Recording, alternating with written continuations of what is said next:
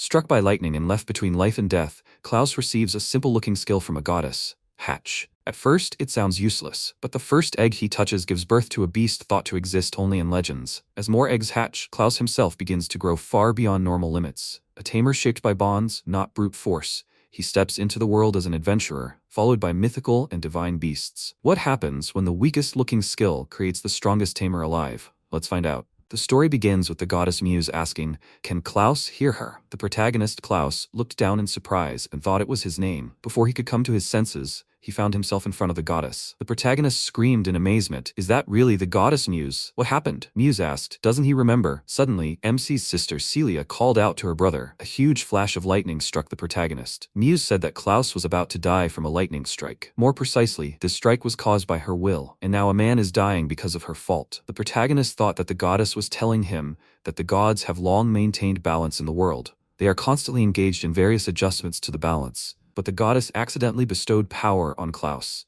a man without talent, who has only brute force. Muse explained that recently, monsters have become too active in the demonic lands, and it was decided to grant power to talented members of the royal family and aristocrats. In the end, MC's body couldn't withstand the enormous power, and now he was apparently dying. Klaus smiled calmly and said that he was about to die. Muse smiled enthusiastically and asked him to calm down. "He didn't die, did he?" The goddess clarified that she would really not want to kill people by mistake. She restored Klaus's vessel, which was destroyed by her power, and even made it larger. Now everything is fine. MC, having calmed down, exhaled and thought that he seemed lucky. Muse added that in order to return to balancing the world in their lands, she would need time to recover. If Klaus manages to direct even a little of this power for the good of the world, he was very happy and shouted that if there was anything he could do to help, he would be glad. Muse shook his hand and asked, "Is this true?" She immediately thanked him. Klaus, devastated, began to fall backwards. Muse asked to listen to her. "When the protagonist wakes up, he will have new abilities. You must use them wisely." MC instantly teleported into the room, and Celia called out to her brother. She quickly hugged his waist. Celia, crying, said that she already thought she had lost him. The protagonist looked at his sister with embarrassment. He turned his head to the side in surprise. Klaus smiled when he saw his parents. The protagonist's father noted that they were very worried. His son lay unconscious for a week after being struck by lightning. His mother breathed a sigh of relief and said that when his heart stopped, she thought it was all over. MC was stunned, remembering the lightning. He quickly put his hands on his sister's shoulders and screamed, "Is she okay?" Celia, wiping tears from her eyes,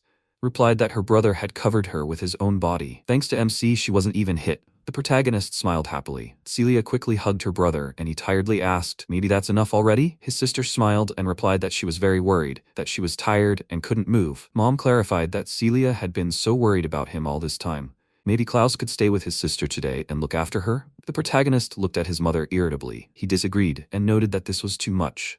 Celia looked at her brother with tears in her eyes. He calmly exhaled and agreed, asking, "It's only today, isn't it?" His sister joyfully shouted that she loved her brother. After some time in the house, the protagonist tiredly exhaled and said that he was hot. Celia, lying on the bed, turned to her brother with a smile. He calmly sat up and remembered something. MC asked to show his status. The system window notifies that his race is human. Gender, male, age, 16 years. Title, Blessing of the Goddess Muse. Strength and Endurance, E, Magic, G. Mental state, healthy, and the skill, hatching. Klaus noted that this was good, and thought that hatching was an ability granted by the goddess. He needs to test it immediately. Mom looked at the protagonist in surprise and clarified, was he really already on his feet? MC opened the door and agreed and exclaimed that everything was fine. He ran at great speed, and thought that judging by the name, the skill was definitely related to animals. Klaus joyfully shouted that if he got the egg, he would be able to test the skill. After some time at the bird farm, the protagonist, smiling, sitting on the grass, exclaimed that he was able to negotiate and got the egg from the farm. All that remained was to put his plan into action. MC looked tensely at the egg, and exhaling, noticed that he was nervous. He thought that not long before this, it turns out, a person intuitively understands how to use a skill as soon as he receives it. His sister told him this. The protagonist closed his eyes and enveloped the egg in mana. Streams of wind spread out from the egg. The protagonist opened his eyes and screamed, "What is that?" He thought he felt like something was leaving his body. A crack appeared on the egg and MC screamed tensely, "Just a little more." A powerful stream hit the egg and disappeared. Klaus looked at the chick and asked, "Did it really hatch?" He smiled and, looking at the chick, laughed. The protagonist, tired,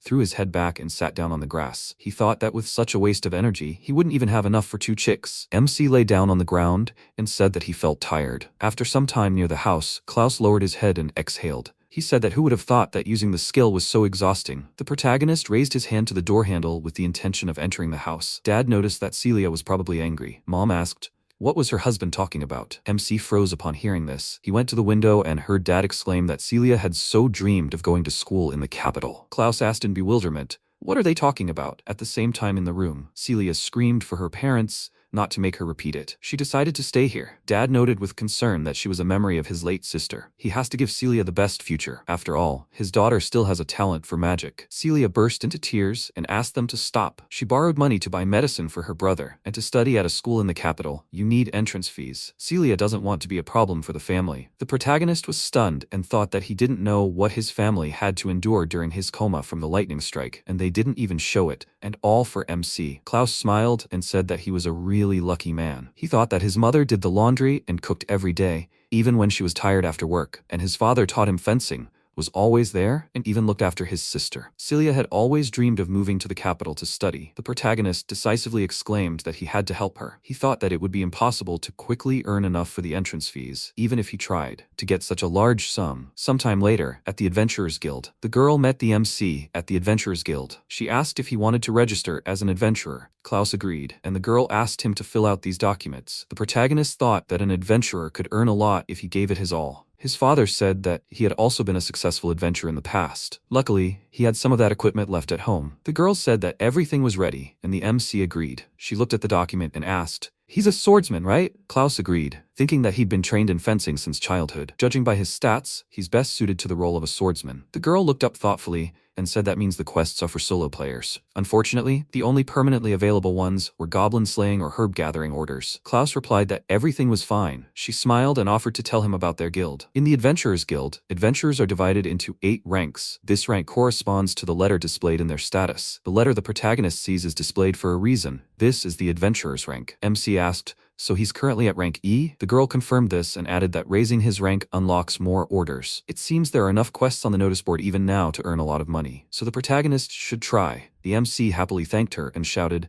"Okay then, he's off." Klaus ran resolutely toward the exit, thinking he'd given it his all. He'd earn like a true adventurer. A few hours later, 2 coins were on his plate. The girl, smiling, noted that this was his reward for this time. The protagonist explained that he'd immediately gone to the forest on the outskirts of the village and enthusiastically began searching, but never encountered any goblins. Ultimately, he simply wandered through the forest and only found 1 leaf of grass. The girl asked him not to worry and clarified that everyone starts with that. Klaus, tired, put his hand on his neck and thought it was as if he'd just worked a hard shift. The adventurer slung his arm over the protagonist's shoulder and, turning to the newcomer, asked how he was doing. The adventurer noticed the grass lying on the reception desk. He mockingly shouted, "Really just 1 leaf of grass?" The adventurer raised his hand and asked his comrades to listen. Today they were celebrating their first successful orc hunt. Adventurers can drink as much as they want. The comrades happily asked, "Is the adventurer really treating them?" The girl put her hand to her mouth and explained that the adventurer was a veteran in their guild, so he sometimes allowed himself such things. After some time,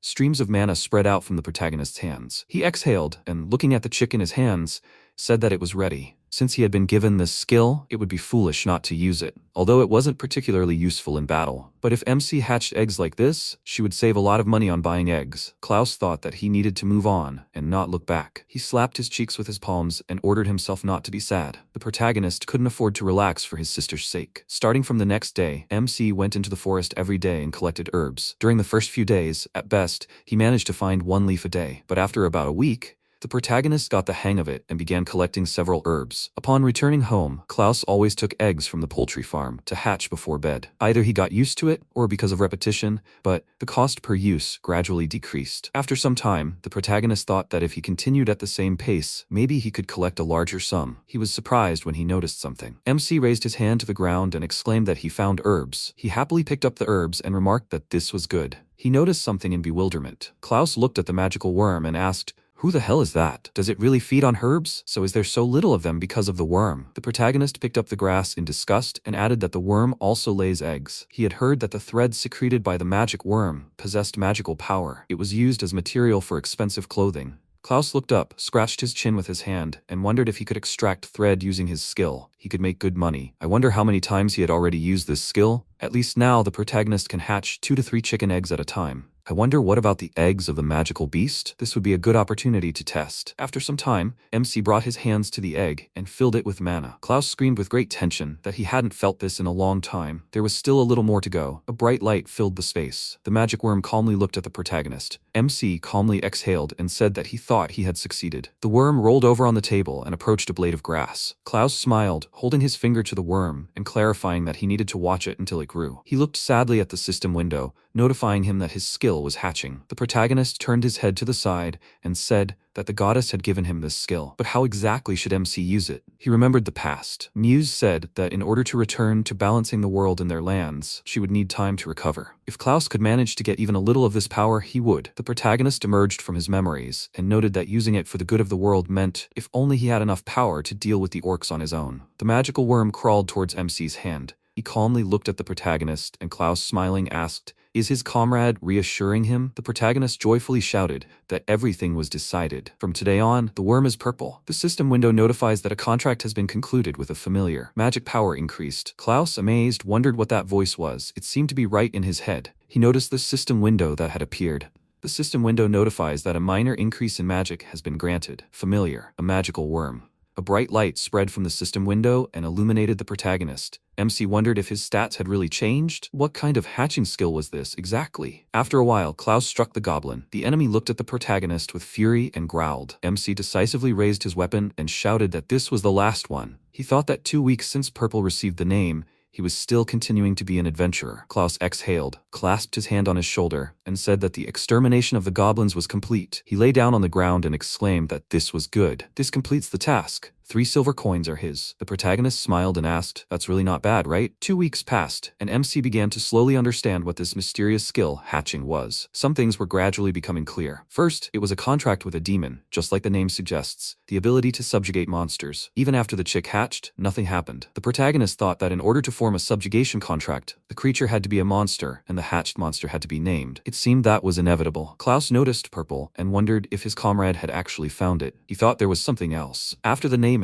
the protagonist began to vaguely sense Purple's will. It seemed that her magical sense of smell allowed her to find where the herbs were hidden. Lately, Purple had been actively helping MC, showing him the way. He noticed that her magic had grown, thanks to this. It seemed that after Klaus started using hatching, he began to get less tired. The protagonist thought that maybe if he tamed the monsters that hatched from the egg, some of their power would be transferred to him. MC smiled happily. He looked at the field of grass and shouted that there was a whole bunch of it. Today he was lucky again. Sometime later, at the Adventurers Guild, the girl smiled and apologized for keeping him waiting. She put a cup with a lot of coins on the table and said that this is MC's reward for his work. Klaus enthusiastically thanked her. The girl raised her fists in joy and exclaimed that the protagonist was simply amazing. He had only been an adventurer for a month, and he had already collected so many herbs. Even an experienced adventurer like her couldn't do that. Klaus smiled shyly and replied that that was not true. He was still far from her. He thought that, to be honest, he owed almost everything to Purple. The girl asked the protagonist not to be modest. The adventurer looked at the cup of coins with irritation. The girl smirked and, looking mockingly at the adventurer, asked, "What's that saying? Don't underestimate people, or it will cost you more." The adventurer glared at her. MC clutched the bag of coins in his hand and thought that this should be enough. Sometime later, in the house, the protagonist's family is sitting at the table. Dad looked sternly at the bag of coins and asked, "What is it?" Klaus confidently said that this money would be enough for Celia to study in the capital. The sister looked at her brother with great surprise. Dad noticed that he had been wondering what his son was secretly doing all day. Could it be that Klaus was working as an adventurer and earning money? The protagonist wondered if his father had understood. He decisively clarified that he simply had no other choice. Dad disagreed and said that he didn't blame his son. Of course, he also wants Celia to go study in the capital, and of course, he won't object to that. Mom looked at Celia happily. Dad turned to MC. He asked if his son still wanted to be an adventurer. Klaus looked away thoughtfully and thought that, honestly, when he was just starting out as an adventurer, he was completely absorbed in earning money for Celia's education. The protagonist must help his sister. That's all he thought about. But after coming into contact with the incubation skill,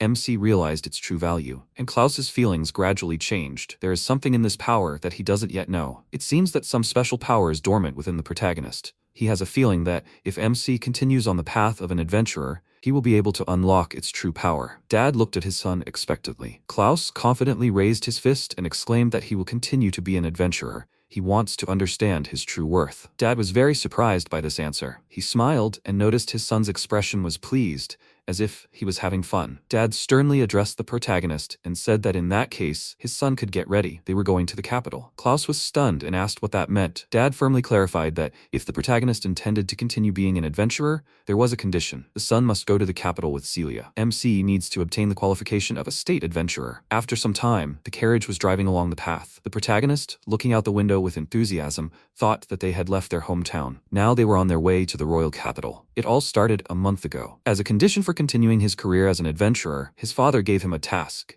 He needed to obtain the qualification of a state adventurer. The state adventurer exam is held at the guild in the capital, and in order to pass it, Klaus decided to accompany his sister during her internship in the capital. Among the many adventurers, only a select few are allowed to bear this title. The coveted goal of all adventurers with intelligence and talent is that of a state adventurer. MC recalled the past. Dad noted that his son had earned a huge sum in such a short time. It seemed the protagonist had talent. Klaus came out of his memories and thought that perhaps this task was a kind of paternal care. Some time ago, Dad sternly said that talent alone wouldn't get him far, because there were so many of them, and more importantly, there was no guarantee that MC would be able to earn as much in the future. Therefore, he gave his son a year's grace. If Klaus qualified within this period, he would allow him to continue his adventurer's path. Dad sternly asked his son to show what Klaus was capable of. At this point, the protagonist thought that, even in such a dangerous job as an adventurer, with such abilities, he would definitely cope. MC will show everyone what he's worth. The coachman remarked that the protagonist looked like an adventurer. MC was going to take the exam. Klaus smiled and replied that at least he was going to, although he was still a complete beginner as an adventurer. He confidently crossed his arms and thought that he had learned fencing from his father all his life. But in the end,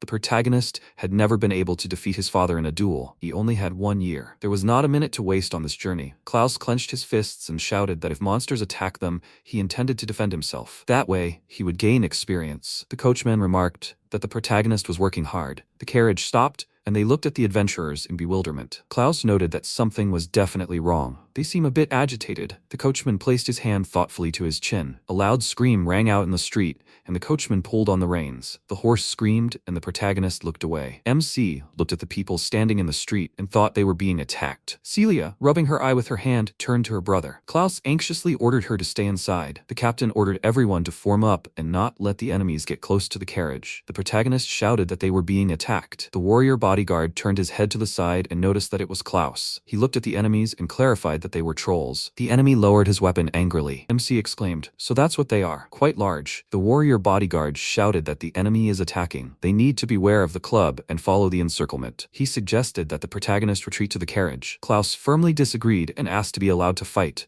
The warrior bodyguard agreed and asked MC to follow him. They will attack first. The protagonist agreed, and the warrior bodyguard shouted that he would take a position to the right of the troll, and Klaus should distract the enemy on the left. MC slid along the ground, raising his sword. He looked menacingly at the enemy and said it was time to begin. The troll turned his attention to him and quickly raised his club with the intention of attacking. He struck with tremendous force, and the ground broke into pieces. Klaus tensely clenched his teeth and thought that the troll noticed a gap in his defense and instantly reacted. Despite his huge body and weight, the enemy acts quickly and dexterously. The troll is overwhelming them. Goblins are not like that at all. A completely different level. If MC is distracted for a second, he himself will become prey to the damn troll. Klaus remembered the past. Celia, looking at the book, said that a troll is a monster classified as C-class. During a fight, you can't trust his deceptively clumsy appearance. They say that one powerful blow from the troll's club can crush even the strongest knight's shield. Klaus came out of his memories and thought that if he was distracted for a second, he would become prey. The troll dealt a powerful blow to the ground. The protagonist thought that he needed to be especially careful with the enemy's club. One blow, and he's finished. But MC noticed something. During a normal enemy attack, the troll's left arm becomes completely vulnerable. The protagonist quickly struck the troll's arm with his sword and slid along the ground. The troll screamed in pain, and Klaus joyfully exclaimed that he did it. This is what he needed. He slid along the ground and thought that everything worked. They won. The protagonist didn't have time to think before a club was heading towards him from a stream of smoke. He froze in horror and looked at the weapon. MC quickly leaned to the side. The club flew off with tremendous force. Klaus looked at the shattered weapon. He thought he'd relaxed too soon. If he'd been hit, he would have died. The troll raised his fist in anger and leaped toward the protagonist. MC remembered the past. His father had asked his son to remember that Klaus should never try to take a blow from a stronger enemy. You need to dodge and parry. The protagonist must remember that. MC snapped out of his memories and mentally told himself to focus. He resolutely ran toward the enemy and raised his sword. Klaus turned and, running to the side, side,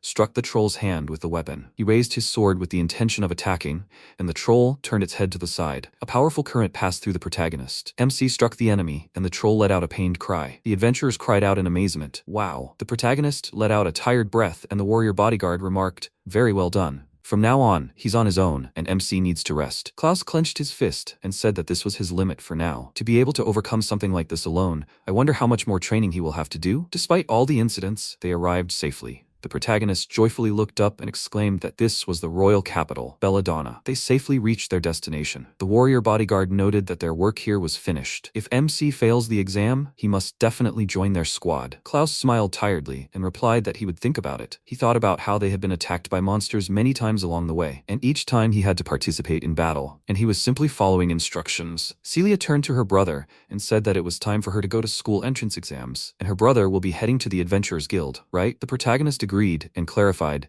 that he only had a year. His sister said that she understood that he would be very busy. They can really see each other at least once a week, right? MC put his hand on her head and apologized, saying he couldn't promise anything for sure, but if she feels sad, she always can write to him. He'll come right away. Celia smiled happily. She raised her hand in farewell and agreed. Sometime later, in an alley, Klaus looked at the buildings in search of the Adventurers Guild. He wondered fearfully where to go. The protagonist looked around in horror and said he seemed to have passed by here before. And this building was familiar too. The state adventurer, Carol, turned to the protagonist and asked if he was okay. She looked into MC's eyes and noticed that he looked lost. He needs help, right? After a while, Klaus asked with a smile, "So her name was Carol?" She chewed her food and turned her attention to him. The protagonist said that in any case he was grateful that she took him there. After all, MC was in the capital for the first time. Carol agreed and said she needed to join the Adventurers Guild too. Klaus closed his eyes in embarrassment, thinking that her ears were really cute. He noticed Carol's food-stained face. The protagonist asked her to stop and, lifting a rag, said that her face was covered in grease. He calmly wiped the dirt from her face with the rag. MC tensely raised his hand and thought that he might have overdone it. He usually helped his sister like this. Klaus apologized, and Carol looked down in surprise. She asked, "He's an adventurer, right?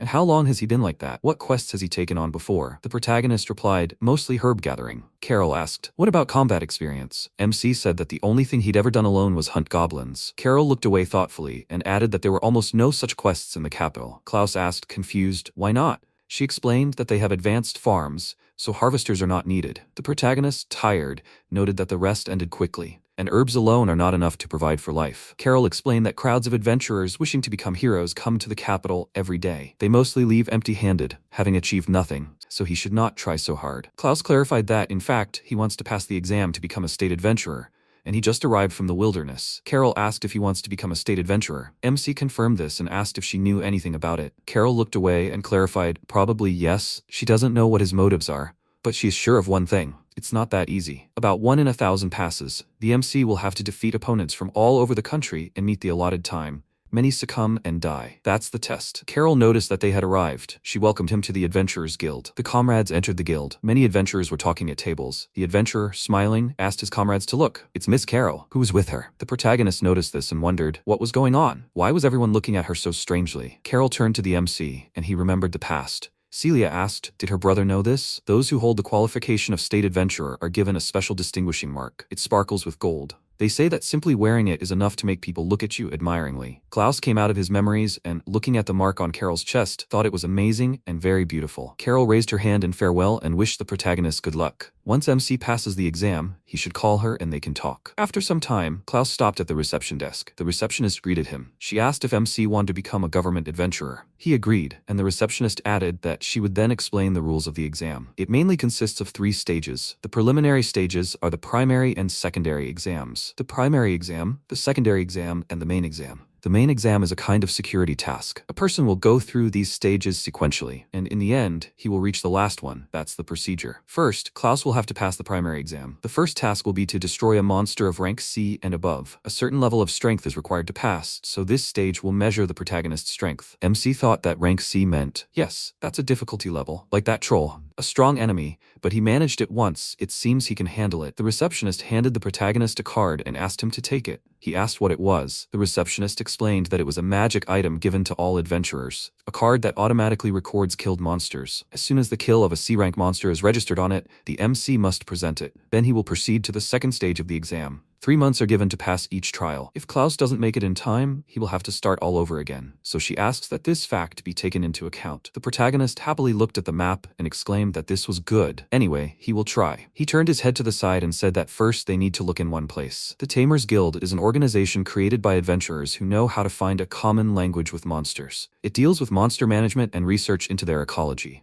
It is an organization for tamers. Klaus apologized and said that he would like to register a familiar. The guild worker greeted the protagonist with a smile at the Tamer's Guild. The protagonist looked down and said that Purple could go out. The pet emerged from its bag and raised its hand. MC apologized and noted that Purple had never been allowed outside before. The guild worker looked at the pet and exclaimed that it was very rare. Isn't it a magic worm? Klaus agreed and asked, aren't magic worms usually tamed? The guild worker replied that, in general, yes. Adventurers generally prefer strong or useful monsters. But this worm just seems cute to her. The protagonist remarked, so that's how it is. And what is the largest creature ever tamed? The guild worker smiled, raised her finger to Purple, and replied, a dragon, of course. MC looked at her in amazement and exclaimed, really, a dragon? The guild worker explained that dragons are in a whole different league. Besides their surprisingly huge bodies, their noble and brave fighting style deserves special attention. Moreover, they possess intelligence, allowing them to correctly understand human speech. The one who tamed him once said that he simply happened to be nearby when the egg hatched. Besides, the guild worker fell silent and, raising her hand, asked for forgiveness. She placed a sheet of paper on the table and said that here are the guild's bylaws. The protagonist must comply with all 3 points. First, the tamer guarantees that their subordinate beasts do not harm people and are safe for others. Second,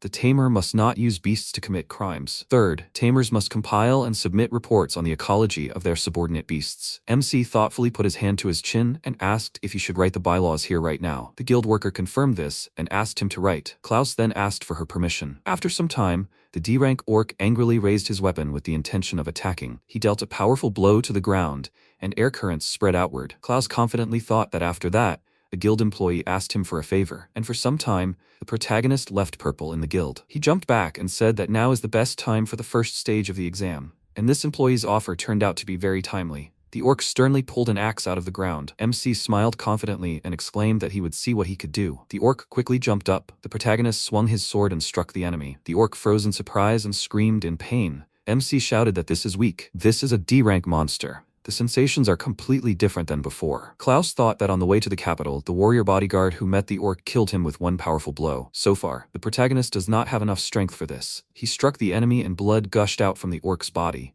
MC screamed that something like this wouldn't break him. He struck the orc's body with his sword. Klaus thought that in an equal battle, only one strategy works. You need to weaken the enemy in small steps, and the one who has enough strength to stand at the end will win. At this rate, the protagonist will cope. He exhaled tiredly, standing in dark clouds of smoke. MC sat down on the ground and looked up. He looked at the orc's corpse and screamed that he succeeded. Klaus didn't get hit even once. For his first time in a one-on-one fight, that's pretty good. He asked the system to open his status. The system window notifies that his strength is D, endurance is D, mental strength is D, luck is G, skill is incubation, buff is increased magic. The protagonist thought his strength, endurance, and agility were at D level, meaning he was now a D-rank adventurer. Since he needed to defeat a monster of at least C rank, he needed to capitalize on his experience and hunt trolls specifically. MC noted that, of course, that was still a long way off. For now, he'll probably gain experience and search for troll habitats. After a while, the orc looked at the protagonist. MC decisively raised his sword. The enemy's weapon landed on the ground, and Klaus turned his head to the side. He smiled and thought that 2 weeks had passed since they arrived in the capital. He hunted monsters every day, so now he could fight any D-rank monster without undue strain. But now he had a big problem. The receptionist asked in surprise. Was MC really saying that the trolls were nowhere to be seen? Klaus agreed and explained that he had chosen a troll, a C-rank monster, for the first stage. The receptionist suggested that in that case, maybe he should try fighting other C-rank monsters. The protagonist looked at her in surprise. The receptionist looked at the book and explained that dire wolves and poisonous toads were found in these parts. If he went a little further, he could reach a mine. There were even golems there. Klaus remarked that he was scared, so he would refrain from poisoning. If he searched nearby, he should probably choose a dire wolf, and as it was the safest option. The receptionist smiled and replied that if he had to go alone, she thought so. Dire wolves were the best option. MC thought that it would actually be nice to travel in a group, but he would be constrained by the group, and then it would be difficult to act on his own. He had abilities granted by the goddess. He had suspected this before, but it seemed that thanks to this power, the protagonist was developing much faster. What takes a typical adventurer a year, he can probably handle in a month. If MC joins the group, he'll definitely become suspicious due to this insane growth rate. Klaus said he'll try hunting direwolf then. Are there any suitable quests to go along with it? The receptionist looked thoughtfully at the book and replied that there were a couple. The first was to destroy cockatrice. It's a monster that turns you to stone with just a glance. This monster uses unusual attacks. It's heavier than the venom of a poisonous toad. They say that if you encounter it without preparation, it's almost impossible to return alive. It's a B-rank monster. The protagonist was very surprised and asked, "What about the other quest?" The receptionist replied that a direwolf wolf pelt was being delivered. After some time in the forest, the protagonist raised his hand and noted that he had gotten quite far. According to the information, direwolves should live in this forest, but they were nowhere to be seen. It was already the 4th day in the forest. MC was already tired of spending the night in the forest like a man without a home. A loud roar rang out in the forest and the protagonist turned his head to the side in fear. Klaus noted that trolls were fine, but at least direwolves, he hoped he would be able to meet them. He noticed a monster standing among the trees. The protagonist thought it was a direwolf. A C-rank direwolf sternly clutched the animal's corpse in its jaws. MC wondered if now was the best time to come from behind and strike unexpectedly. The direwolf raised its head, noticing something. Klaus hid behind a tree. He thought that the enemy hadn't noticed him yet, but it was only a matter of time. He resolutely began to draw his sword from its sheath and exclaimed, which meant he would attack first. The direwolf instantly leaped toward him with the intent to attack. The protagonist looked at his opponent in horror. He swiftly struck the direwolf with his sword. The opponent struck the sword with his claws, and MC thought that the direwolf was fast. He immediately counterattacked him. Klaus swung his weapon and knocked the opponent aside. The direwolf landed on the ground and looked at the protagonist. MC thought that as he understood, he should never attack directly. Strength and speed are on the direwolf's side. The opponent is superior to him in everything. Klaus opened his bag with his hand and pulled out a sack. He thought that no one should think that he would approach such a strong opponent without preparation. The direwolf furiously rushed into battle, and MC instantly picked up the sack. Klaus tossed the sack into the air and ordered the opponent to catch it. The direwolf growled angrily. The protagonist smiled and shouted, "Now the fun is just beginning." The direwolf glared menacingly at MC. Klaus thought the bag contained a large quantity of spices, ground into powder. He had the guild worker to thank for that. He recalled the past. The guild worker said they have a very keen sense of smell, even better than direwolves. If given a strong irritant, they will weaken, even lose the ability to move. The protagonist emerged from his memories and thought the effect was very good. He would have to thank her for the information. He raised his sword and thought he needed to act now. The direwolf moved swiftly and struck MC. The protagonist slid back, blocking the attack. He tensely wondered if it was a curse. Could the enemy really still move? The direwolf opened its mouth in rage. Powerful streams of mana surrounded the direwolf. The protagonist turned his head to the side and thought it was magic. Direwolf directed the currents towards MC. Klaus tensely raised his sword. A strong wind spread towards the trees. The protagonist plunged his sword into the ground and raised his hand to his face. He wondered if the enemy had finally weakened. It was about time. MC noticed the broken trees and thought, wow, that was power. If he had gotten into a fight without any bad, unfair means, then he would have been the prey again. Klaus quickly ran past Direwolf and struck him. Direwolf coughed up blood and the protagonist stopped in his tracks. The enemy fell to the ground and MC breathed a sigh of relief. He thought he was a strong opponent, the strongest of all they had encountered, and this was only a C rank. After a while, a card was lying at the reception desk. A system window announced that the task had been completed. The destruction of a C-rank monster, Direwolf. The receptionist happily asked him to accept their congratulations. Klaus had successfully passed the first stage of the exam. They were glad everything had gone well. Next, the protagonist faces the second stage of the exam. But first, the protagonist must allow the magical device to be taken from them for testing. The receptionist picked up the card and placed it on the table. She added that another part of this magical device's function had been activated. MC looked in surprise at the system window emerging from the card. The registrar explained that the second stage is from the list displayed here. Klaus needs to collect 3 rare items of rank C or higher. This list includes requests from nobility and merchants. Everything is displayed in real time. Besides the protagonist, every adventurer in the second stage of the exam has this equipment, including active state adventurers. MC clarified, so the conditions of the task change in the second stage? It will be a competition with other test subjects and state adventurers. Is that it? The registrar exclaimed, exactly. That might seem unfair, but they're still taking the state adventurer exam. Klaus thought that since there were obvious rivals, simply choosing the easiest item wouldn't work. It took a month to kill Direwolf. There was almost no time left. The receptionist smiled and said that since she was talking about it,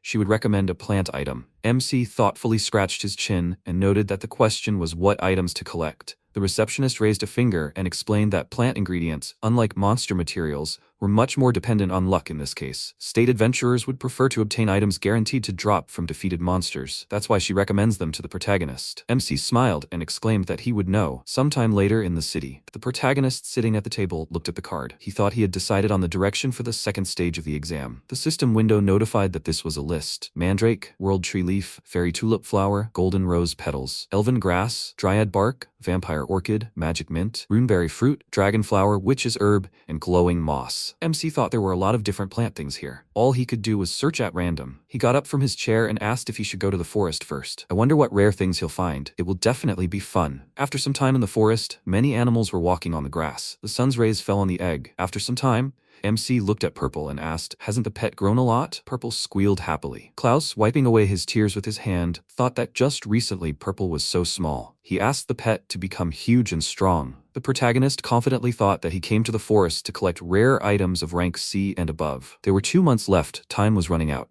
So we need to hurry and collect everything faster. MC noticed something and asked, "Did Purple find something?" He moved the bushes aside with his hand. The protagonist looked at the grass bushes in amazement and shouted that there were entire thickets of grass here, and quite large ones. Klaus had never seen such a size in his native forest. He looked at Purple eating the grass and asked, "It's delicious, right?" Purple looked happily at his owner. The protagonist clarified that in the capital, almost all such plants are grown, so only a few adventurers probably come here specifically to collect them. If so, then there is a high probability that rare things grow on their own. Purple noticed something. He quickly jumped off MC's shoulder. Klaus asked, "What happened?" He thought that this was the first time Purple had panicked so much. Purple decisively turned his head to the side. The protagonist asked, "Is the pet sure that's where they need to go?" He ran after Purple and stopped, noticing something. There were a lot of plants growing on the ground. MC happily shouted that this was amazing. "Is this some kind of grass too? Just looking at it takes your breath away." A message appeared on the card in the protagonist's pocket. The system window notified that a B rank item had been received. Crystal grass. Klaus shouted in irritation. Could this really be B rank? He froze, remembering that it was on the list. The protagonist looked sadly at the card and said that it wasn't there. Purple squeaked, and MC noticed him. Klaus handed the grass to the pet and asked if Purple wanted it.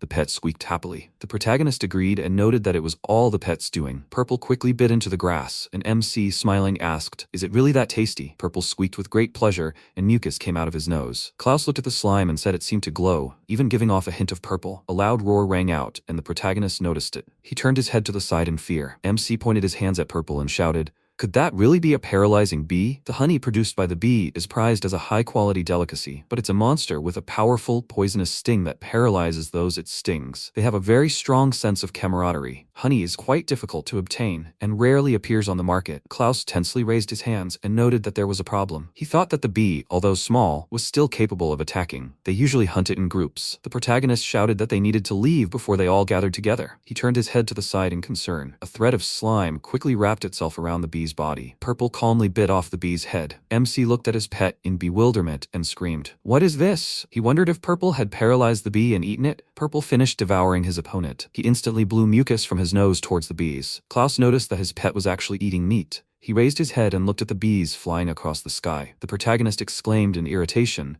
"There goes the swarm." The bees stopped in the sky and looked at MC. He screamed, "What the hell is this? Why are there so many of them?" Klaus thought it couldn't be. Were they really angry because their comrade was eaten? They need to escape from here, otherwise they will fall victim to their poisonous stings. If there are so many of them, the nest must be somewhere nearby. The protagonist screamed, "This is bad. There are too many enemies." He ordered Purple to get out of the forest. The pet tensed up sternly and raised its paws. A bright light engulfed the space and MC shouted, "What is this?" Purple resolutely raised its hands and squealed. Klaus thought, "What is this? Purple is shining. What is going on?" Purple jumped to the side and the protagonist thought, "This can't be happening. This is the second time this has happened." Purple spewed mucus from its nose. He sent the mucus through the trees with great force. Klaus was surprised and shouted, "What is this?" He noticed the bee's nest and asked, "Did the pet really attack by mistake? Is this the paralyzing bee's nest?" The protagonist looked at Purple and thought, "Everything is clear." Purple sensed their nest. The bees looked at the protagonist angrily. MC noted that, however, the opponents were now definitely enraged. He thought that the paralyzing bee's nest could be raised profitably. As much as he wanted to get it, there was nothing he could do. He would have to retreat for now. Purple raised his hand and squealed. He headed to the side. Purple instantly attacked the enemies. The slime pierced the bees' bodies. The protagonist looked at this with admiration and shouted,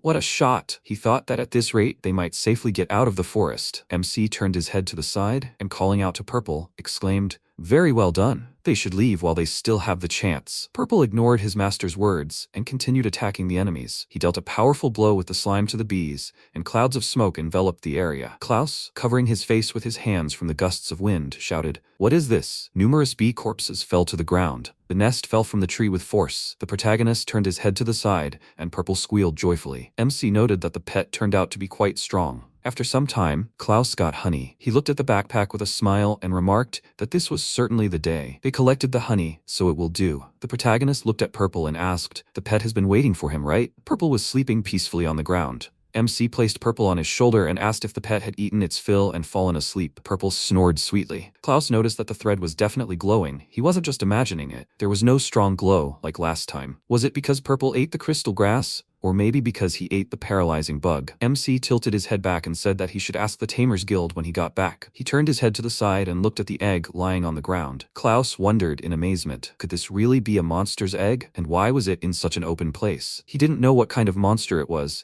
but it was unlikely that the egg was just abandoned. The parents must be somewhere nearby. And whose egg is this anyway? The protagonist noticed the system window that appeared and asked, "What's going on?" The system window notifies that this is an S-rank item. Phoenix egg received. MC screamed in amazement. Is this really a phoenix egg? He thought it wasn't on the list of requested items, so it won't work for the second exam. Wow, this is an S rank. You only see things like this once in a lifetime. And even then, if you're lucky. A super rare item. All the rich people in the world are hunting for them. It's a treasure. Klaus scratched his chin thoughtfully and asked, "But why is it here? Maybe it's a gift from the goddess?" After some time, the protagonist screamed, "What should we do now?" Right in the middle of the exam. He'll see if he can hatch it. MC put his bag on the table. He raised his hand to his head and exclaimed that everything is ready. Klaus thought that he had stocked up on water and food. He also sent a letter to Celia. This time, it's a phoenix egg. He thinks the hatching will take quite a while, so he rented a room.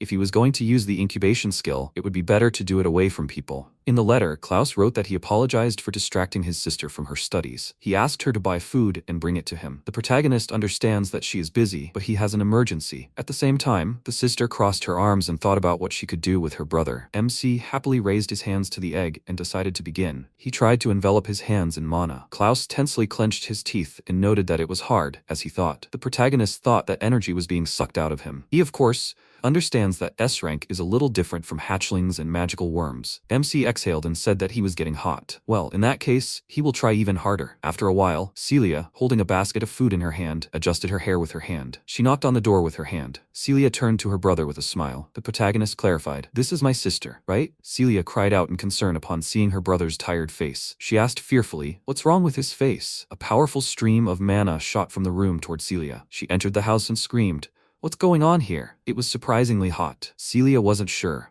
but it seemed as if some kind of power was gushing out from there, but not magical. She exclaimed that her brother smelled bad. Klaus asked if it was magical. Celia pinched her nose and disagreed. She replied that it was just sweat. Her sister picked up the basket and clarified that these were all the groceries her brother had asked her to bring. What was MC doing in a place like this? Klaus smiled and replied that it was a secret for now. Celia looked at him with resentment. She turned around and crossing her arms screamed that her brother was terrible. He never spent any time with her. The protagonist apologized. Celia puffed out her cheeks with sadness and exclaimed that she was still waiting for him to make amends. MC smiled and agreed. After some time, the sun's rays came through the window. The protagonist calmly opened his eyes. He quickly sat up from the bed and screamed. Did he really fall asleep? Klaus turned his head to the side, remembering the egg and thinking that it had hatched. He looked around in fear and screamed, "Where's the beast?" The protagonist heard a squeak. He lowered his head and looked at the phoenix. MC smiled with joy. The phoenix squealed and jumped up. Klaus wrapped his arms around the pet and scratched its neck with his hands. He laughed and exclaimed that the phoenix was very cute. Could this really be a phoenix? He needed to give it a name. Klaus picked up the pet and exclaimed that its name was now Fenny. The pet squeaked with pleasure. The system window notifies that a familiar contract has been concluded with Fenny. The purification robe has been received. The mid-level fire magic skill, Purifying Flame, maximum fire resistance,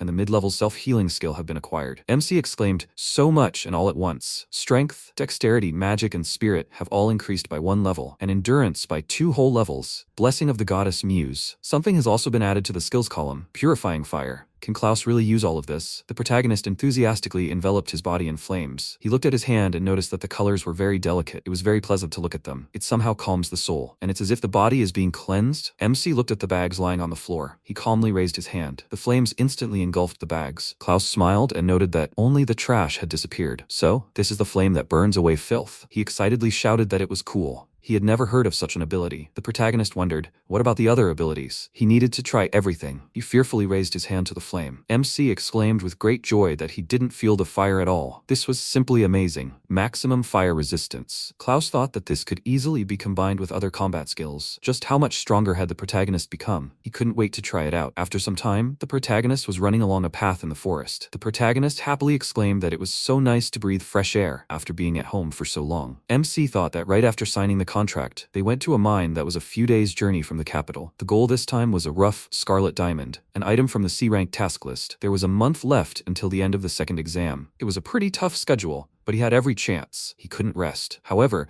Klaus had been running for an unknown amount of time, didn't feel any fatigue. Maybe it was thanks to his new skill, automatic stamina recovery? It seemed that was it. The protagonist smiled confidently and exclaimed that at this rate he'd reach the mine in a day. The troll stepped on some branches lying on the ground and broke them into pieces. MC turned his attention to the three opponents standing behind him in fear. He turned his head to the side. The trolls struck, but Klaus managed to jump aside. The protagonist remarked that he was also glad to see them. The C-rank troll growled with fury. MC asked sadly, "Are they serious? When you need them, there are no trolls anywhere." And then they suddenly appeared. He threw his backpack on the ground and exclaimed that it was time to test his skills. Klaus smiled confidently and announced the start of the hunt. Fenny squeaked decisively. The protagonist jumped off the ground and headed towards the enemy. The troll raised his hand in bewilderment and looked at MC. Klaus dealt multiple blows to the troll with incredible speed. He smirked and thought that his body moved much better than before. This is also thanks to the stat increase. Nevertheless, he was facing 3 trolls at once.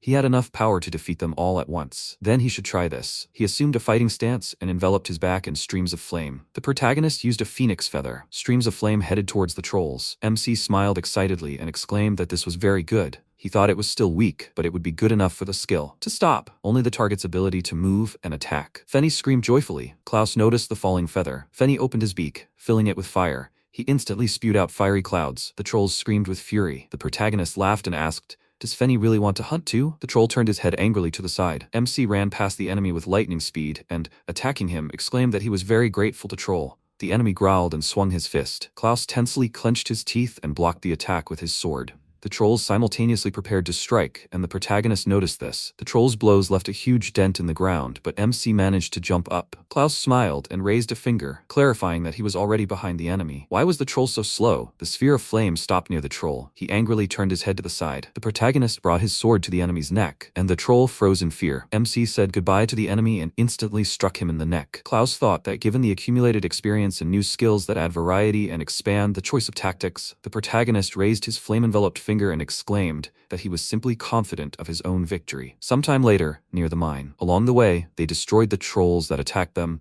and arrived here at the Harkonia mine. Life was once in full swing here, with miners working day and night. Since the mine was abandoned because of monsters, it seems only adventurers and grave robbers come here. Klaus remarked that regarding the order, he would like to find this rough scarlet diamond. Scarlet diamond is distinguished by its high hardness. It is a very difficult gem to cut. Apparently some aristocrat wanted to use the diamond to decorate a debutante's dress. So, a supply request appeared in the guild. MC remembered that he forgot to bring a lantern. He looked with a smile at the pet sitting on his head and noted that with Fenny, a lantern was not needed. He looked thoughtfully at the mine and said that it seemed like everything near the entrance had already been dug up, not a single hint of diamonds. The protagonist noticed something. He sternly raised his hand and asked, "What is it?" It seemed to have gotten a little hotter. Even MC with his maximum fire resistance was hot, so the temperature there was not low. "What is that up ahead?" Klaus smiled and looked at the bubbling lava. He noticed that it was very hot in here. Then he raised his paw with great pleasure and squealed. He quickly flew to the side and dove into the lava. The protagonist called out to his pet in fear. He looked in amazement at Fenny happily swimming in the lava. MC smiled and noted that, as expected of a phoenix, the pet was enjoying the high temperature. He noticed the crystals lying on the ground. Klaus picked up the crystal,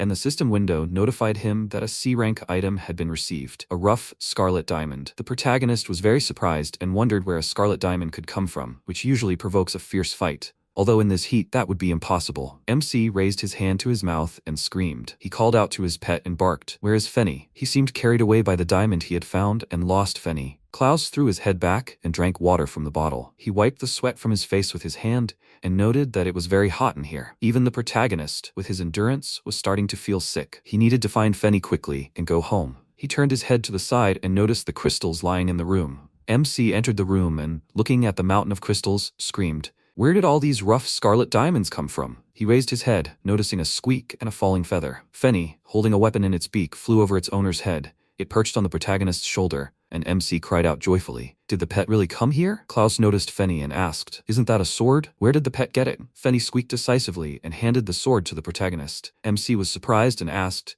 Is the pet giving him the weapon? He petted Fenny and thanked him. Klaus noticed a sound coming from his backpack. The protagonist looked at the system window in amazement. After some time in the mine, MC tiredly raised his hands and noted that he had the diamond, so it was finally time to go home. Fenny squeaked with agreement. Klaus exclaimed that the first item for the second stage had been found. After some time, many C-rank golems stood in front of the protagonist. They screamed with rage, and MC inevitably smiled. He tiredly clarified that he had just thought he would return home, and then this happened. Klaus laughed, remembering the system window that had appeared. The system window notifies that an S-rank item has been obtained. The Sun's Sword. This is amazing luck. The protagonist came out of his memories. He smiled decisively, and raising the sword exclaimed that this was a good chance to test it. The golems roared with rage. MC noted that it seemed they were also serious. He smiled confidently and ordered the enemies to attack. The golem instantly raised its fists with the intention of attacking. Klaus tensed and thought that, however, when they were coming here, it seemed like they hadn't seen a single one. It's completely unnatural for so many golems to gather in one place. Why are they huddled here? This is very suspicious. The protagonist turned his head to the side in bewilderment. He wondered where the opponents were looking. The golems weren't running towards him, but towards the bag of diamonds. So that's it. The golems absorb rare minerals to become stronger. MC called out to Fenny and asked, Will his friend help him? Fenny in the bag instantly flew into the sky and squealed. The golems noticed this, and MC shouted that this was very good. He raised his sword and exclaimed that then it was time to get to work. Klaus jumped towards the opponents with the intention of attacking and thought that he would test the sharpness of the weapon. The leaves flew aside at great speed under the flow of wind. The protagonist delivered a powerful blow to the golem. He smiled, and the golem instantly grunted. MC looked at his opponent in amazement and screamed, Is the golem really safe and sound? He quickly jumped to the side and looked at the sword and wondered, What's going on? Why isn't it piercing? This sword is very light. You can swing it quickly, but it's hard to control. Did Klaus really miss? He can't catch his balance, but he felt it hit. The protagonist froze, feeling something. A huge cut appeared on the golem's body. Parts of its body fell to the ground with force, and MC jumped to the side. Klaus jumped up and looked at the dead opponent. He sighed with great joy. The protagonist thought it was a very sharp cut. He was able to destroy the golem. That's sharp. MC smiled and exclaimed that it was amazing. So that's what S-rank items are. The golems turned their attention to the protagonist and prepared to attack.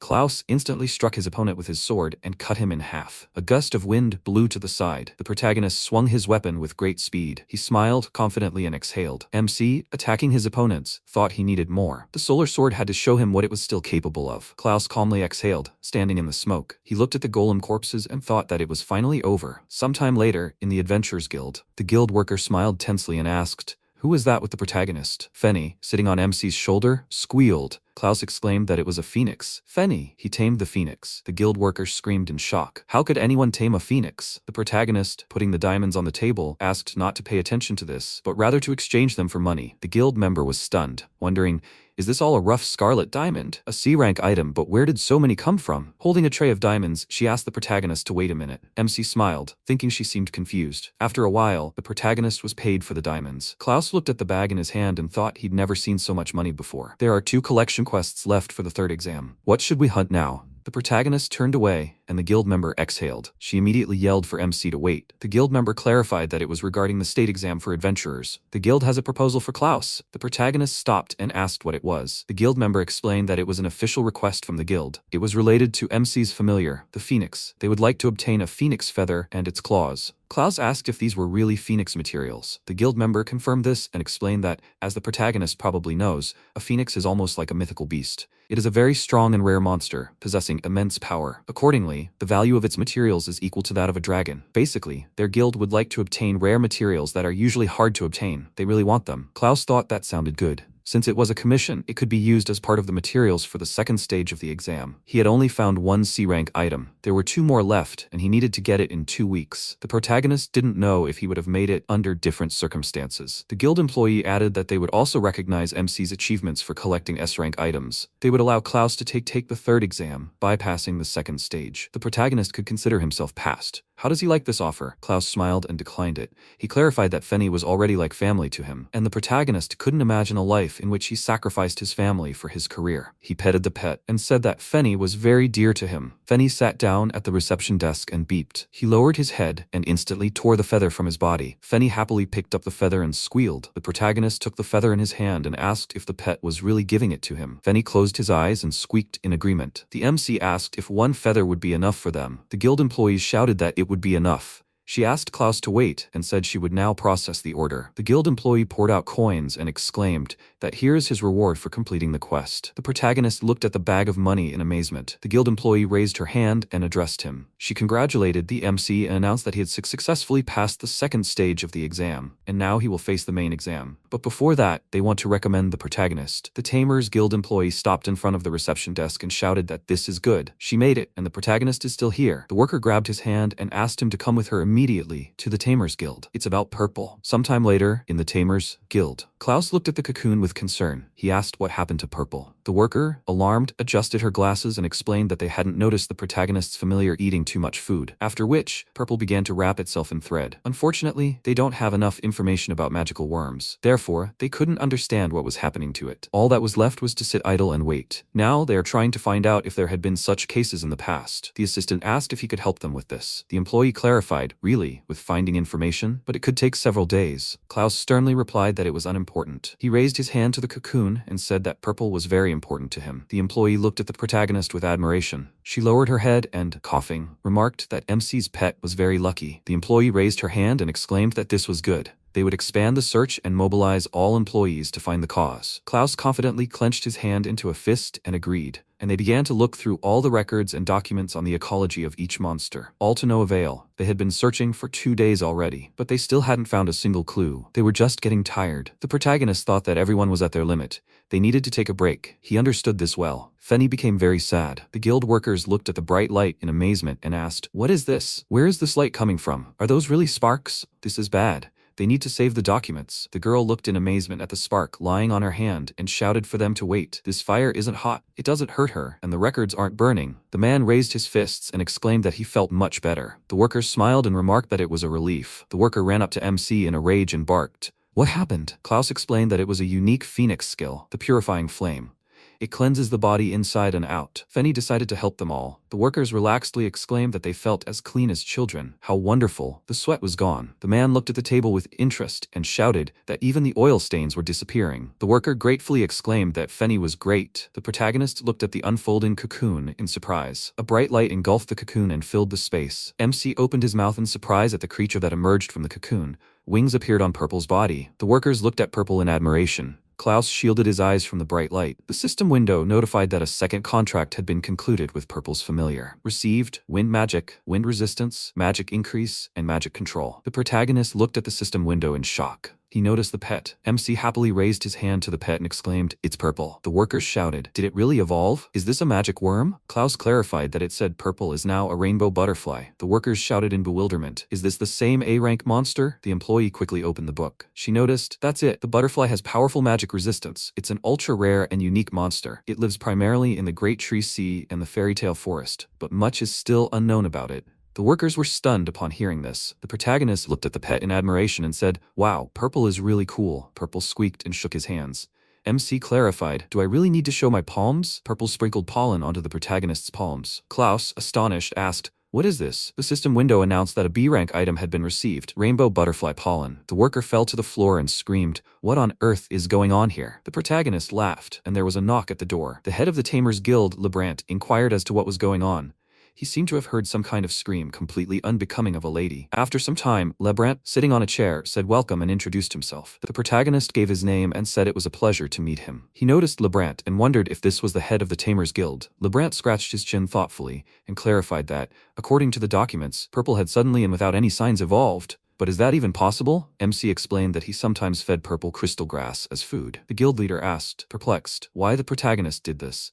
Klaus added that Purple also hunted paralyzing bees. The worker and Lebrant were stunned and began coughing. The guild leader pointed out that to evolve into a rainbow butterfly, you need to tame a magical worm and then feed it crystal grass. And you also need to defeat monsters to become stronger. The worker approached the leader's ear and exclaimed that perhaps you also need to wash yourself in the flames of purification. Lebrant lowered his head and said that didn't seem right. It was too unrealistic. You can't just share such information. A mistake could be very costly. The guild leader exhaled calmly and suggested leaving this matter aside for now, as a case of unknown cause. The worker agreed with him. A cup of hot tea was on the table. Lebrant clarified. The next case is rainbow butterfly scales. Klaus inquired if this was such a valuable item. The worker smiled, adjusted her glasses, and replied that these scales were highly prized as a catalyst for expensive magical tools. It's a super rare item. They say that even healing potions and other restorative items double in effectiveness when passed through this pollen, and if mixed with metal, powerful swords or armor with excellent magic conductivity and high magic resistance can be crafted for weapons. For any artisan, this is an incredibly valuable and desirable material. Klaus replied that this was good if true. Lebrant said he had a proposition. A phoenix feather and rainbow butterfly pollen. Would the protagonist be willing to entrust the sale of these items to them? The Tamers Guild also buys materials obtained from monsters. Of course, within limits that do not harm MC's monster companions. They will take care of that. Klaus wondered if some monsters actually produced valuable materials. So, there are people who force people to trust Tamers and then deceive them. This is simply outrageous. So, by interfering, they avoid such problems and allow adventurers to focus on work. That's the whole point. No matter how you look at it, he has no reason to refuse. The guild is probably doing this for profit, but MC is not left out either. The protagonist said that if they are satisfied with the materials obtained naturally, he will agree. Lebrant shook MC's hand. After some time, the guild leader clarified, so Klaus is currently taking the state exam for adventurers? The protagonist confirmed this. Lebrant apologized for asking so late, but if this is still relevant, would MC allow him to be his guarantor? He would really like to support a talented tamer. The protagonist knows this, right? To advance in the main exam, recommendations from 3 representatives of high society are required. MC lowered his head and without answering, shook. Lebrant cried out in amazement. Did Klaus really just find out about this? There were 3 weeks left before the main exam and the recommendation deadline. After a while, the protagonist looked at the enemies and exclaimed that there they were, their prey. The direwolf growled with fury and Purple prepared to attack. The pet instantly emitted mucus from its nose. It wrapped around the enemies, and Purple pulled on the mucus. The direwolves quickly flew into the air. The direwolf looked down in horror. Fenny smiled and squealed. He directed flames toward the enemies. MC looked with satisfaction at the thunderous explosion. He laughed and thought that Fenny was getting stronger with each passing day. Klaus decided to take on a cleanup quest to get a better look around. After all, he has amazing familiars. The protagonist sat down tiredly and said that he was in a bad situation. A while back, a guild employee asked, didn't MC know? To participate in the upcoming exam for the status of state adventurer, recommendations from at least 3 high-ranking citizens are required. She had already tried to explain this to Klaus, but he kept running away. By the way, other candidates are already collecting recommendations. Perhaps this will sound a little unfair to the protagonist, since he's new to the capital. Essentially, recommendations are earned through long-term relationships with clients. MC asked, how so? The guild employee explained that by completing various tasks, one can sometimes meet influential clients. This is how aristocrats and merchants can evaluate a person's worth. Obtaining recommendations this way is a classic method. After all, if someone recommended by the nobility passes the exam, this will also elevate them among others. These people also look at the adventurer's character. These people don't take just anyone as guarantors. They only support those they deem worthy. That's why getting 3 guarantors is no easy task. At this point, the protagonist sighed tiredly and noted that they needed 2 more references. He thought it was difficult to gain trust in such a short time, especially when dealing with the upper classes. MC sadly said that he wished he had someone to consult with. Fenny squeaked, and the protagonist noticed. Klaus looked at the subdued direwolves. He wondered if they were really giving up the prey to him. Purple and Fenny squeaked happily. The protagonist smiled and thanked them for worrying about him. He patted their heads. MC stood up and said that it was time to stop being sad. The direwolves growled furiously. Klaus jumped up, clutched his sword in his hand, and clarified that there were only 3 weeks left. It was time to give it his all and do everything in his power. He decisively struck his opponents and sent them flying. The protagonist tensed and thought, that's right, there's nothing to be sad about. He came to become a government adventurer. He still has a lot to overcome. After some time, Celia apologized for keeping her brother waiting. She shyly turned to her brother, and Klaus happily noted that they hadn't seen each other for a long time. Celia screamed and instantly hugged Fenny. She enthusiastically asked, what kind of creature is this? He's too cute. The protagonist grinned tensely and said that his sister looked healthy. He was worried because she sent a letter so unexpectedly that they needed to meet. Celia hesitated and replied that the thing was Well, that's the reason she called him. She fell silent and, after thinking for a moment, added that she wanted to discuss something with her brother. After some time in the cafe, Celia happily leaned her hands on the table. She held the cake to Fenny's beak. The pet sang contentedly, and Celia giggled. She exclaimed that she hadn't known her brother had a talent for taming. The protagonist scratched his head and clarified that he didn't realize it until he tried. His sister asked, "He has another creature attached to him, right? Is that dog staying home today?" MC replied that he was currently being taken in by the Tamers Guild. The girls sitting at the next table started talking about the protagonist, and Celia froze. She closed her eyes in irritation. Celia asked sternly, her brother had been quite active recently, hadn't he? Klaus asked, what happened? His sister listed the taming of a rare monster known as a phantom phoenix, passing the National Adventurer exam, both the first and second stages in a row, and now rumors are circulating about him in their school as a promising newcomer. Even people who've never seen him already call themselves fans. The protagonist rejoiced and remarked that, so that's how it is. Celia gave her brother a terrifying look. He stood up from his chair in fear and screamed, "What's with that expression?" Celia turned around in displeasure and said it didn't matter. She was also pleased that her brother was proving himself. MC shouted tensely. She wanted to discuss something with him today, didn't she? Celia thought that both commoners and aristocrats studied at her school, and there was some kind of wall between them, a strange atmosphere. She sadly lowered her head and, agreeing, clarified that it was a bit about school. Her brother thoughtfully put his hand to his chin and asked, "So, there's a gap between commoners and aristocrats?" Celia told him that she was recently invited to an aristocratic party. MC asked in amazement, "Isn't this a debutante ball?" Her sister replied that he was well aware. Klaus thought he'd previously completed a quest to collect scarlet diamond. It was for sewing a debutante's dress, if he remembered correctly. He noted that then they would need a dress, of course. Celia sadly lowered her head and remained silent. His brother noticed this and thought that from her expression, he roughly understood what was going on. Commoners aren't allowed to refuse an invitation from aristocrats, but the dress is expensive and it's difficult for a student to prepare it. That's why his sister came for advice. The aristocrat who invited Celia understands this, right? Is he trying to deliberately put her in an awkward position? MC inquired. Does she want to somehow fix this situation? Celia agreed and replied that she had some kind of plan. Klaus smiled and exclaimed that then everything was simple. He asked to leave the dress in his hands. Celia was surprised and noted that the dress was very expensive. The protagonist calmly said it was no problem. His sister shouldn't worry, because he had previous royalties, and phoenix feathers and scales are sold at the Tamers Guild. MC thought that even after paying for the dress, Celia wouldn't be in an awkward situation. He noted that his sister could have said this earlier. Celia sheepishly replied that she didn't like that she always relied on her brother. The protagonist always helps her. MC clarified that it seemed like she had been struggling with this for a long time. There was no need to feel guilty. After all, he does it because he wants to. Celia happily agreed with her brother. After some time, Karen bowed and the protagonist called out to him. MC let out a tired sigh and said that the dress was ready. Klaus thought that although the order was urgent, it was good that they were able to sew it. Now Celia wouldn't be in an awkward situation. He raised his head and asked, "Now what should I do with my own problem?" Carol quietly stopped behind the protagonist and asked if something was wrong. Klaus was surprised and thought he hadn't noticed her at all. When did she manage to appear behind him? Carol asked if something was bothering him. The protagonist lowered his head and, after thinking for a moment, began his story. Sometime later, under the bright moon, the comrades were sitting quietly on a bench. Carol thought about collecting recommendations. She asked if MC was having difficulty meeting new people. Klaus grinned and replied that one could say so. Carol said that she had a job for him then. Sometime later, in the house, many aristocrats were standing in the hall. The protagonist adjusted the bow tie on his neck with his hand. He looked through the hall and noticed that there were only aristocrats here. He needs to do a good job of Carol's task. Today is the debut ball. Their entrance is the center of this evening. The job Carol gave him is guarding the hall, since it was entrusted to him by a state adventurer, and there are many nobles among the guests. If Klaus can prove himself here and surprise them, then maybe he will be able to immediately collect recommendations. That's how Carol explained it. But still, it's a strange coincidence. Celia said that her ball would be very soon. Given the timing, it turns out that this is that very reception. Maybe we'll get to see Celia in a ball gown? The protagonist froze, noticing the noise. The aristocrats noticed that the girls still hadn't shown up. They probably didn't have time to make her a dress. She's a good student and already thinks she's their equal. Nobody needs commoners like that here. MC got angry and said that that's it. This gap between the nobility and the commoners. Wherever you go, you'll find people like that. The aristocrats looked away in admiration, and Klaus noticed it. Angie Popkins from a noble family entered the hall. The aristocrats joyfully exclaimed that it was Angie. Her dress was strewn with scarlet diamonds. What a dazzling beauty. It's simply amazing. Angie walked past the aristocrats with a smile. The protagonist tensely scratched the back of his head. He thought, this is what aristocracy means. If only Celia didn't try so hard to live up to them. The door to the hall opened.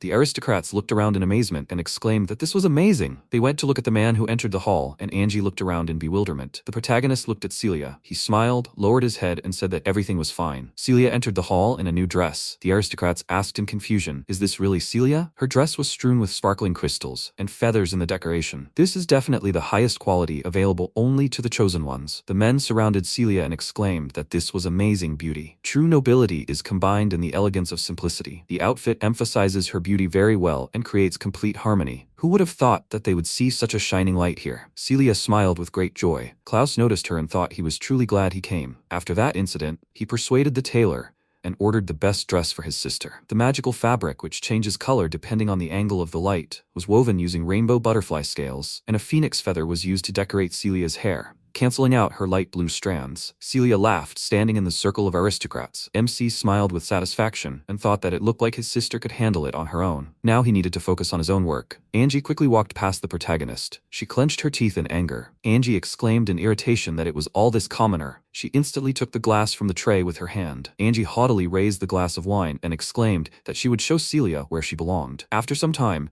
the protagonist turned his head to the side. He thought that it looked like the ball was already nearing its end. What about the recommenders? The kingdom's baron, Lloyd, apologized and asked if this was Klaus. He shook the protagonist's hand and shouted that he knew he was right. Lloyd introduced himself and said he was glad to meet them. Honestly, he approached MC today with one goal. Many aristocrats ran up to Klaus. Dolman introduced himself and shouted that he ran a trading house in the capital. Manfrey, standing in the crowd, introduced himself. The aristocrats angrily shouted that they were the first. Lloyd apologized and clarified that he had heard that Klaus was currently taking the exam to become a state adventurer. They had approached him specifically to help with this. The protagonist was looking for recommenders for admission to the main part of the exam, right? MC was stunned and wondered if they had really suggested this themselves. Of course, if someone agreed to be a recommender, that would be good. The current head of House Rish, a noble family and the supreme leader of the State Adventurers Institute, Margaret Rish, ordered the aristocrats to stop. They froze in fear and screamed. Could it really be Mr. Margaret? The head clarified that this was a youth festival. This was no place for adults to discuss politics with security.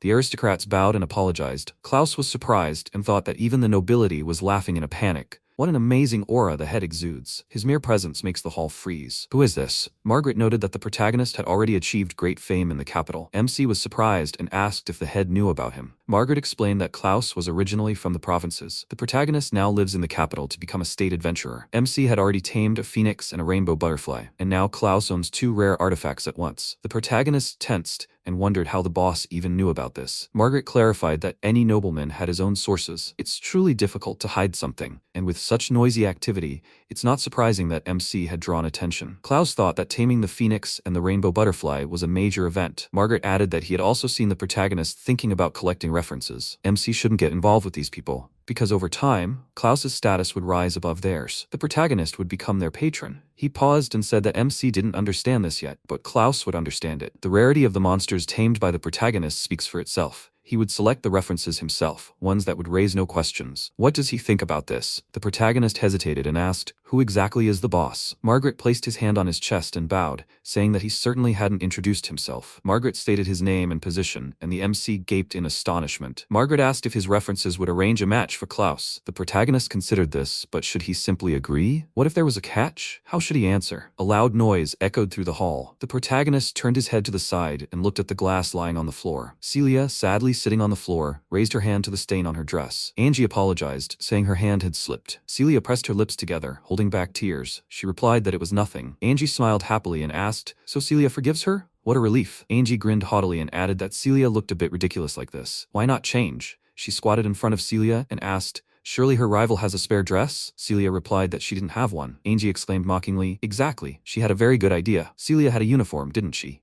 She ordered her rival to wear it. The uniform would suit Celia very well. Angie thought that if her rival appeared alone in a uniform among all these outfits, it would be ridiculous. Did this country girl decide that she was the center of the ball? Now she would remind Celia how impudent that was. The protagonist glared at his sister. He clenched his hand into a fist, and Margaret noticed this. The leader turned to Klaus, but the protagonist interrupted him, asking for forgiveness. MC clarified. Regarding that conversation, could Margaret wait a little? Margaret replied that he didn't mind, but what was the protagonist up to? MC exclaimed that he had to do what he had to. He approached Angie and remarked that he had heard that the lady's dress was dirty. That's true, right? Angie smiled and confirmed this, clarifying that this was why she was going to send her to change. She thought, what a freak. He was interrupting at the most interesting moment. Klaus joyfully exclaimed that this was good. That meant he could help. Celia turned her attention to her brother, and Angie irritably asked, what is he talking about? The protagonist calmly snapped his fingers and used fire purification. Celia's dress was engulfed in flames. The aristocrats looked at this in amazement. They screamed, is the protagonist really casting a spell right on her? Has he completely lost his mind? The aristocrats were stunned as they watched MC raise his hand to his sisters. Klaus took Celia's hand with a smile. He noted that that was all. The dress was clean again.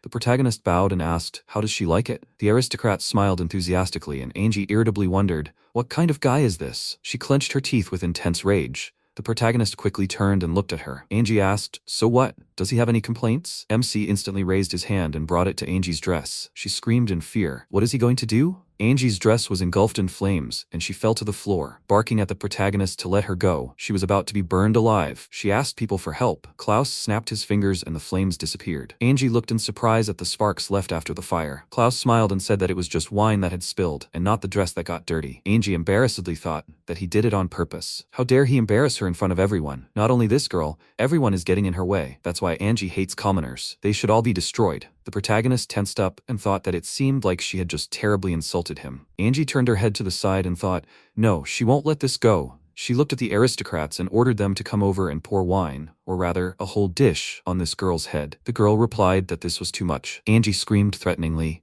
are the aristocrats trying to disobey her? The girls froze in fear. Melissa let out a tired sigh and asked Angie to stop acting like this. Angie turned her head angrily and asked what she wanted. Melissa said she came to warn her that Angie was disgracing the academy with her behavior. Just because she didn't like Celia's dress, Angie started bullying her. And with students from another school too? Angie was still as angry as ever. Angie crossed her arms and noted that Melissa had been arguing with her ever since she lost to her dress at the ball. Melissa smirked and replied that she wasn't going to worry so much about some debut, but Angie apparently has nothing else to be proud of. It's sad to see. Angie raised her hands angrily, and Melissa laughed and added that the only thing Angie could brag about was her own body. Angie furiously yelled at Melissa not to think she was the best just because she was first in her class. Melissa mockingly raised her hand to her face and asked, have they heard anything? Is this the second highest student? Angie clenched her fist and thought she already disliked these two, but this one is the most annoying. She irritably approached Melissa and shouted that she and Melissa would see who was better. Melissa resolutely agreed. Margaret stood between them and ordered them to stop. This is a place where the descendants of nobility prove their name, not make noise. The aristocrats bowed and apologized for their insolent behavior. Margaret exhaled calmly. He looked at MC and asked the young man to come over. After a while, in the office, Margaret, sitting at the table, asked how many hidden abilities Klaus had. The protagonist smiled and, after a moment's thought, replied that there weren't many. Margaret sighed sternly and noted that it was still good that they met earlier. About the recommenders, Nicholas Beck, Dwight Hall,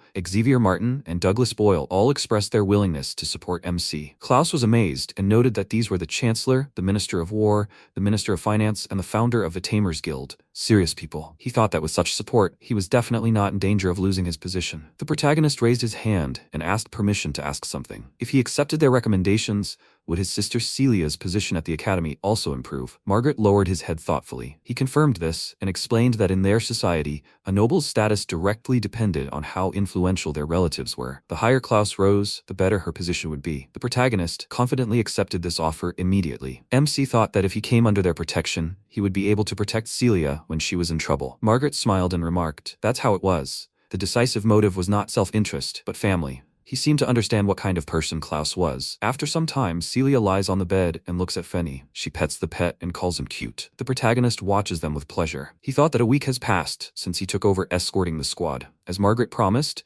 MC was chosen to take the state exam for the title of adventurer. Now all that remains is to wait for the exam to start. Celia raised her hand and noted that, frankly, she didn't expect her brother to be there. Klaus smiled and said that it was a request from a senior adventurer. Since then his sister hasn't had any problems, has she? Celia disagreed and replied that someone with high rank reprimanded everyone. The protagonist said he was glad to hear it. Suddenly there was a knock on the door and MC looked at his sister. He opened the door and thanked the courier. Celia asked in surprise, is this a letter? From whom? She looked at her brother with irritation. Klaus, tensely clutching the letter, replied that it was nothing special. Celia asked if this design was from their parents' house. Her brother replied that it was from the National Adventurer Organization. Celia was overjoyed and screamed. MC noted that the main exam had finally begun. Sometime later, on the day of the exam, in the kingdom of Celia at the Royal Academy, Klaus walked down the street among the buildings. He asked with admiration, "Is this all the academy grounds? That's why it's the capital's largest academy. Knights, mages, blacksmiths, alchemists. The country's leading academy strives to develop any talent the country might need. There are only 900 students at the academy, but the chance of being accepted is only 1 in 50. The protagonist clarified that he probably belongs here. He noticed the people standing near the building. The people clarified that the courtyard was indicated as the meeting place. Could this really be an adventurer? Klaus smiled and thought he felt bad. He looked at Angie in amazement. The protagonist remembered her and shouted that she was Pangy. She angrily shouted that she was Angie. She let out a tired sigh and asked what a guard was doing here. Klaus pointed at himself and replied that he was an adventurer candidate. Angie clarified, was he really going to take the exam? She looked menacingly at the MC. The host raised his hand and shouted that the state exam participants must come here. The participants stopped in front of the host. He announced that they were starting the state exam. The participants must fulfill the escort request. All of them will have to escort the academy students to this place. Klaus was surprised and thought that, according to Celia, every year at the academy, the best students have the right to take part in the field exam. The results of this exam can change their future. For academy students and potential adventurers, this exam is equally important. After some time, the teachers left the academy building. The teacher smiled and noted that here it begins. As a teacher, he is interested to know how Melissa and Angie will cope. Number 1 and 2 in their own class. A friend asked, what about the adventurer's side? He is interested in the protagonist. The teacher looked at MC and clarified, comrade about that boy? He asked a friend. Had the teacher heard what happened during the debut? The teacher disagreed, and the friend said that then, the exam results might surprise him. The moderator announced that the exam participants would be divided into pairs. 3 academy students will be with them. They must find a partner. MC walked past the carriage in search of a partner. Suddenly, he was called out and the protagonist froze in fear. The adventurer shouted, shouldn't you introduce yourself first? Melissa haughtily asked, why would they communicate with some adventurers? The adventurer shouted, and Melissa sternly asked, what did he say? She got into the carriage and asked not to misunderstand her. They only allow him to accompany them because it's a requirement of the exam. All the adventurer has to do is stay out of their way. The adventurer got really angry and called her an idiot. The protagonist smiled tensely and noticed that they had already started fighting.